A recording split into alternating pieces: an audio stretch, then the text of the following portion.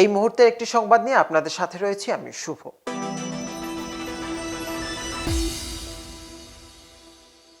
শিক্ষায় ভারতীয়তার ছোঁয়া দিতে পাশ্চাত্যের গাউন আর টুপি সরিয়ে আনা হলো খাদি ওয়েস্টকোট এবং উত্তরীয়। আসাম বিশ্ববিদ্যালয়ের 20তম সমাবর্তনে এবার এমনটাই দেখা গেল পরিবর্তন, যদিও এ নিয়ে বিতর্ক দেখা দিয়েছে।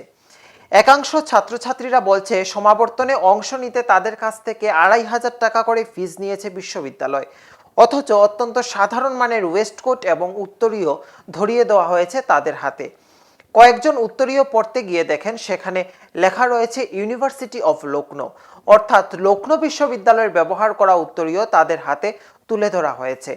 বিশ্ববিদ্যালয়ের উপাচার্য অধ্যাপক রাজীব মোহন পান্থ জানিয়েছেন, তারা নতুন নীতি অনুযায়ী শিক্ষায় ভারতীয়তার ছোঁয়া দিতেই পুরনো গাউন আর টুপি সরিয়েছেন। প্রথমবার এত ছাত্রছাত্রীর জন্য তারা নিজেরা ওয়েস্টকোট আর উত্তরীয় জোগাড় করতে পারেননি, ফলে দেশের বিভিন্ন এলাকা থেকে সেগুলো আনা হয়েছে। তবে আগামী বছর সমাবর্তন অনুষ্ঠানের জন্য এখন থেকেই প্রস্তুতি শুরু হয়েছে। স্থানীয় জুট সহ অন্যান্য উৎপাদিত সামগ্রী দিয়ে গড়ে তোলা হবে ভারতীয় আদলের পোশাক।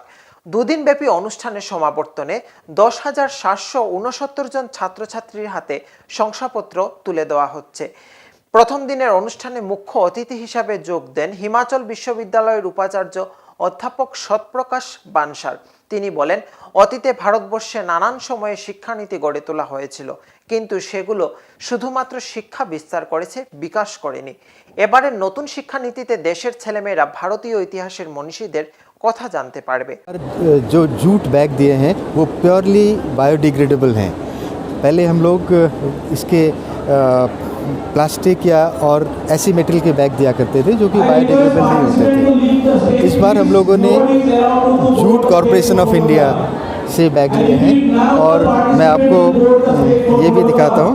उन्होंने देखिए इस तरह के भी जूट आज़ादी का अमृत महोत्सव मना रहे हैं और ये जो है हमने इस तरह के हम लोग इससे क्या है कि हमारे जो छोटे छोटे जो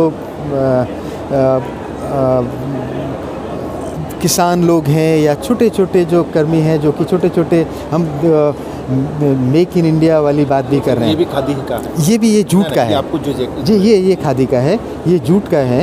और जो हमने अपने अतिथियों को जो हमने गमले दिए, वो जो बुके दिए हैं वो भी आप देखेंगे वो भी जूट के हैं, जूट के बने हुए हैं।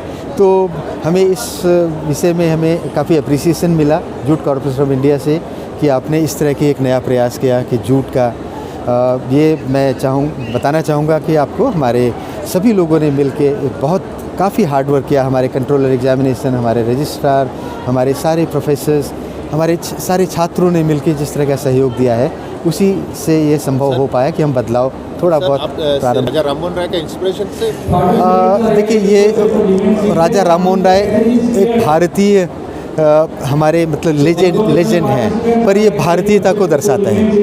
ये हमारी भारतीय संस्कृति राजा राममोहन राय भी पहनते थे और मालवीय जी भी पहनते थे। काफ़ी लोगों ने हमारे देश के जो लेजेंडरी पर्सनालिटीज़ हैं उन्होंने इस पगड़ी हमारी भारतीयता का बेसिकली एक सिंबल है। और ये हम लोग देखिए भारत आज़ाद हो गया है 1947 में और तब से काफ़ी सारी चीज़ें जो थी हम लोग पुरानी चीज़ों को फॉलो करते जा रहे थे और अब समय आ गया है, हमने 75 वर्ष पूरे कर लिए आज़ादी के। समय आ गया है कि हम अपना कहानी खुद लिखें और हमें बदलाव की आवश्यकता है।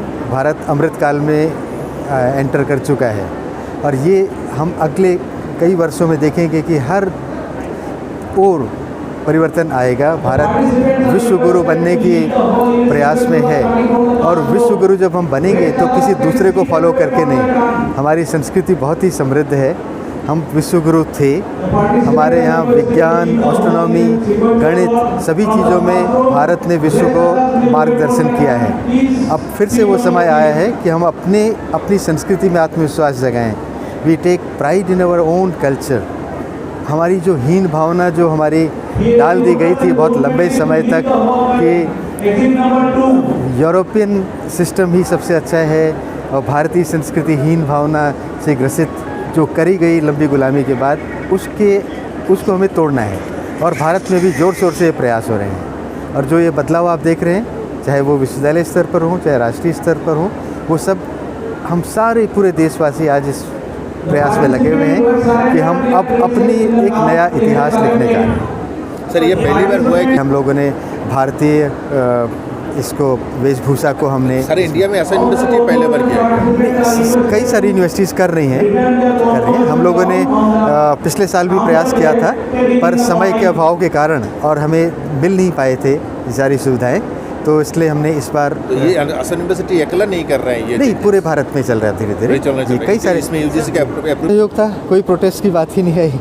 हमारे छात्रों ने खुद, हमारे सब शिक्षकों ने खुद प्रयास किया कि हम बदलाव लाएंगे। पूरे देश में जब ये चल रहा है, अभी IITs, IIMs सभी विश्वविद्यालयों में भी ये सब भारतीय वेशभूषा आ रही है। तो चूँकि जो गाउन वाली जो कंसेप्ट थी वो कॉलोनियल पीरियड का एक सिंबल है, और जैसे हमारे प्रधानमंत्री जी कहते हैं कि हमें यदि अपना भारत का सम्मान बनाना है विश्व में, यदि हमें विश्व गुरु बनना है, तो जितनी भी गुलामी के जो सिंबल्स हैं उनसे बाहर निकलना पड़ेगा, उनको हमें तोड़ना पड़ेगा। आपने देखा ही है राष्ट्रीय स्तर पे चल रहा है, तो ये हमारा अपने स्तर पर एक प्रयास है कि हम उसमें भारतीयता को लाएं। और वैसे भी यदि आप देखें क्लाइमेट के हिसाब से भी, वो गाउन भारतीय क्लाइमेट के लिए नहीं है, वो गाउन जहाँ की यूरोप में बहुत ठंड होती है वहाँ के हिसाब से है। काला गाउन जिसमें कि मतलब डार्क कलर का गाउन, बहुत ठंड। এখনকার মতো সংবাদ এ পর্যন্তই, ফিরছি আরো আপডেটস নিয়ে। ধন্যবাদ।